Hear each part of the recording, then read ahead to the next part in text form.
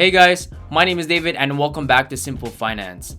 I just want to start off this video by wishing you all a happy new year, and I hope 2020 was a good year for you guys, and I know 2021 is going to be an even better year. So as you all may know, 2020 wasn't the greatest year for everyone, and that's why today I wanted to come on here and talk to you guys about building an emergency fund. So an emergency fund is very crucial because it allows you to have some cash on hand when an emergency comes. That's where the name comes from. So typically, everyone advised that your emergency fund at least can fund up to 3 or even 6 months of your monthly expenses. So let's say your monthly expense is about $2,000. You should have at least $6,000 or $12,000 saved up in your emergency fund just in case something happens. So let's say you lose your job, you are able to bounce back without going into the deficit. So now that you have a basic understanding of an emergency fund, I want to talk to you guys about on how to actually build it. The first thing you want to do is you actually want to audit your spending. So when you're auditing your expenses for the month, you're gonna want to write down everything that you spend your money on throughout the month. And then once you have that down, I want you to take that number and put that number aside. Second thing you want to do is you want to calculate on how much you're making every month. So if you're on a salary, this is much easier for you guys, but if you're a part-time worker, get an average income on how much you're making every month and put the other number on the side. Now, what you're gonna do is you're gonna look at the difference between your expenses and the money that you're bringing in. If you're in the positive, good, that means you have extra money to actually save or invest. Now, not everyone's gonna be in the positive. Some people might be just breaking even or even in the negative. And if you're in the negative or just breaking even, you're gonna wanna do a couple things.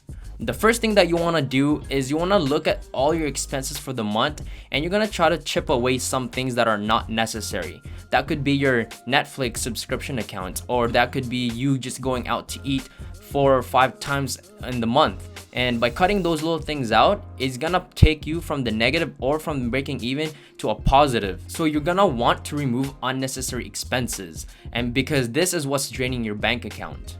Now, if you've already cut your costs to the bare minimum and you're just still in the negative or just breaking even, you're gonna wanna find more ways to make money, whether that's finding another job or creating a side hustle. You just wanna make sure that you're gonna be in the positive instead of in the negative or breaking even before you can even start building your emergency fund. Now, what I like to do before I start building my emergency fund is I actually start chipping away my debt. Now, before you start saving money for your emergency fund, you're gonna want to start chipping away some of your debt. So whether that's your credit card debt or any other debt that has high interest, and or even money that you owe to people. And by paying off people that you owe money to, it's gonna remove a big stress on your back, and that's something that you want to do. So once you've already started chipping off your debts, you're not accumulating a big chunk of interest on that, you're gonna start saving money. And you could start off at $10, $50 a month to even $100 a month. As long as you're saving every month, you want to be able to just get into the habit of being able to put money away before you spend it. By implementing the pay yourself first method, it actually is an assurance that you are going to be able to save some money at the end of the month. Because a lot of the times people want to save their money in the end, but then they're left with nothing.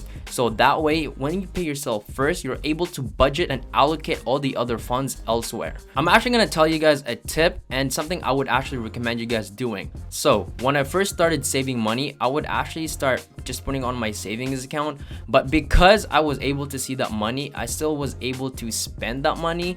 And so I wasn't very good at saving money. And so what I actually started doing was that putting that money elsewhere.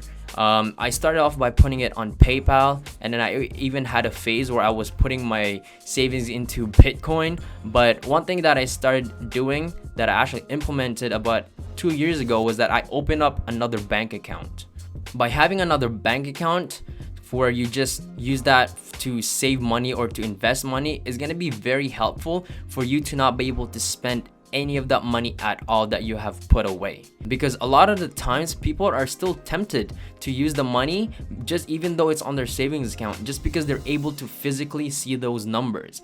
But once you have another bank account and it's harder for you to get to, and it's gonna be easier for you to just forget about that money and let it just accumulate over time. Anyways guys, I hope this video was helpful for you guys. I just wanted to share you guys the things that I did. I'm in no way a financial advisor, by the way. I'm just giving you guys the things that I have been doing and the things that have helped me. Anyways guys, I hope you enjoyed this video. Make sure you subscribe, like this video, comment on another video idea that you guys want me to do, and I'll see you guys next time. Peace.